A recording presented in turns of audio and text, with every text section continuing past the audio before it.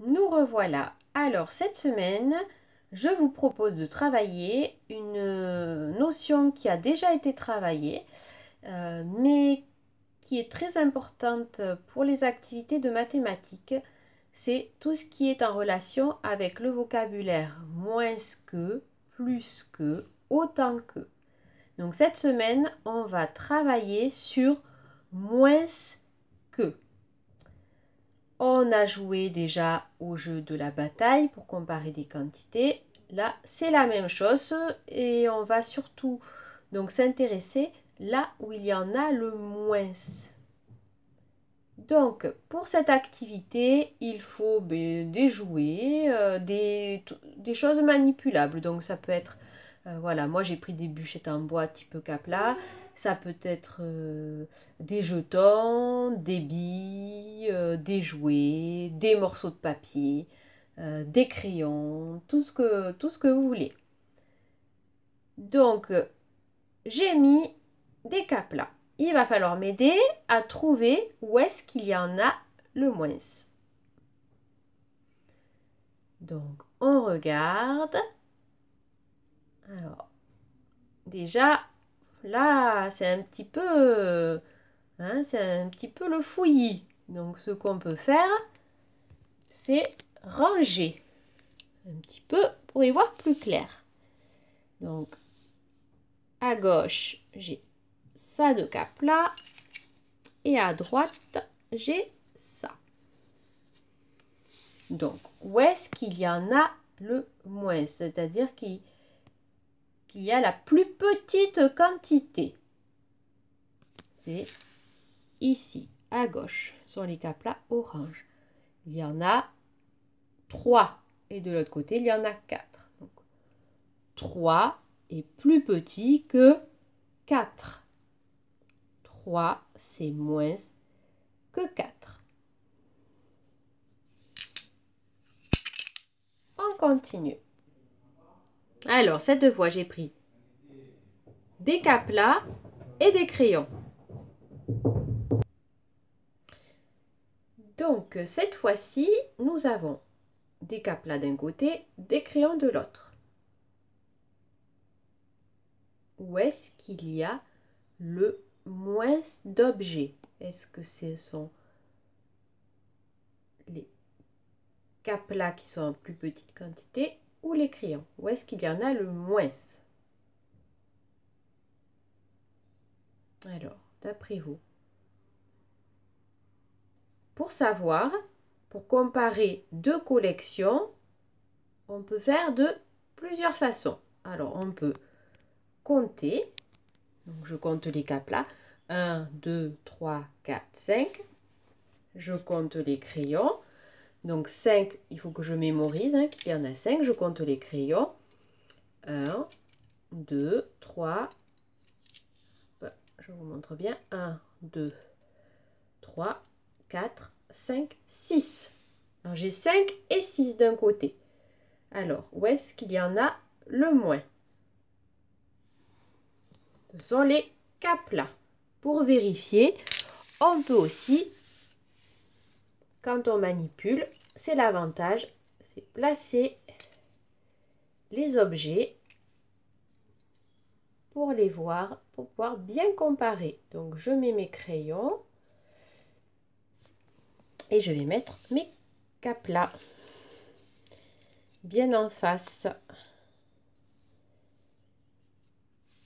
Et quand je mets bien en face, je m'aperçois que effectivement la file la moins longue là, c'est celle des Caplas, donc il y en a le moins, et la file la plus longue, la rangée la plus longue, c'est celle des crayons, donc c'est là où il y en a le plus. Comme j'ai dit, j'ai fait exprès de mélanger. Cette fois-ci, on a comparé des quantités de Caplas avec des quantités de crayons parce que c'est important de comprendre que peu importe les objets que l'on compare, on compare des quantités. Et les quantités, c'est compter. C'est pas l'objet en lui-même qui est intéressant, c'est la quantité, c'est le nombre d'objets qu'il y a. Parce que ça, des fois, c'est un petit peu compliqué en fait pour les enfants. Ils se focalisent sur l'objet et pas sur le nombre. C'est pour ça que c'est important de varier ce qu'on utilise. On peut aussi mélanger. Vous allez voir, c'est ce qu'on va faire. Voilà. Donc cette fois, j'ai fait exprès. J'ai mélangé plusieurs sortes d'objets. Et donc, toujours la même question. Où est-ce que c'est qu'il y en a le moins? Est-ce que c'est à gauche, ici, ou est-ce que c'est à droite, ici? Alors, je vous laisse bien regarder où est-ce que c'est qu'il y en a le moins.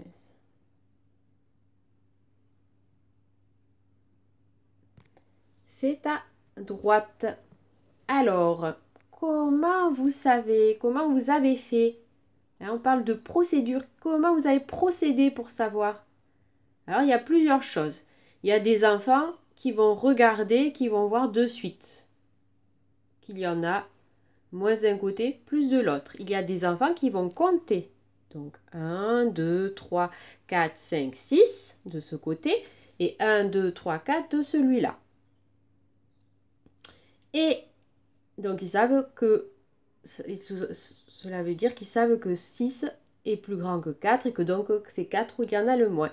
Et puis il y a ceux qui vont faire ce que l'on appelle la comparaison terme à terme, c'est-à-dire qu'ils vont aligner les objets pour savoir où est-ce qu'il y en a le plus ou le moins. Alors nous, ce qui nous intéresse, c'est là où il y en a le moins. C'est ce qu'on travaille cette semaine. La plus petite quantité. Et donc cette fois-ci, c'est ici qu'il y en avait le moins.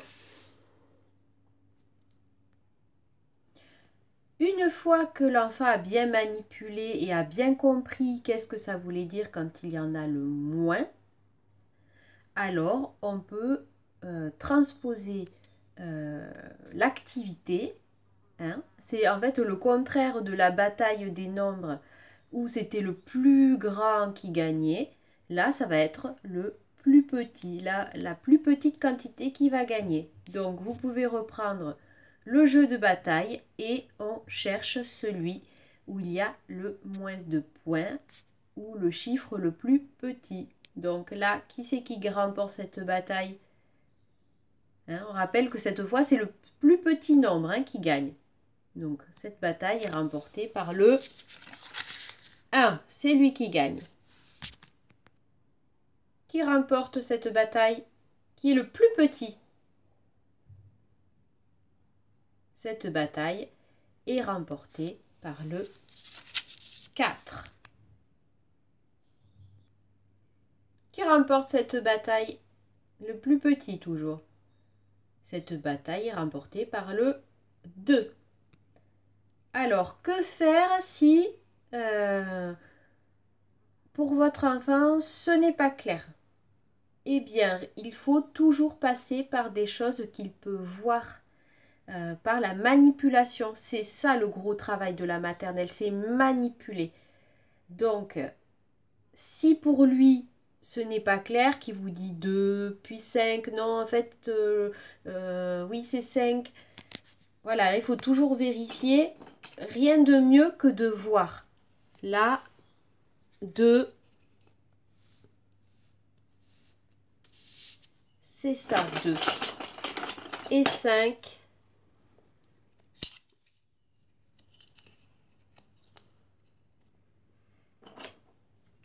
c'est ça. En voyant, c'est beaucoup plus facile de comprendre où est-ce qu'il y en a le moins et qu'est-ce qui correspond à quoi. Que 2 bâtons, c'est le 2 qu'on voit écrit, que 5 bâtons, c'est le 5 qu'on voit écrit. Là, on compare des quantités. Allez, encore 2 petits exemples. Qui gagne la bataille du plus petit nombre? C'est le 7. Donc maintenant, à vous de jouer avec les cartes d'un jeu de cartes normal, avec des cartes de Uno. Voilà, comme on a fait pour la bataille, sauf que cette fois-ci, la règle change. Pour une fois, ce n'est pas le plus gros nombre qui gagne, mais le plus petit. Voilà qui devrait rendre les parties intéressantes. Amusez-vous bien!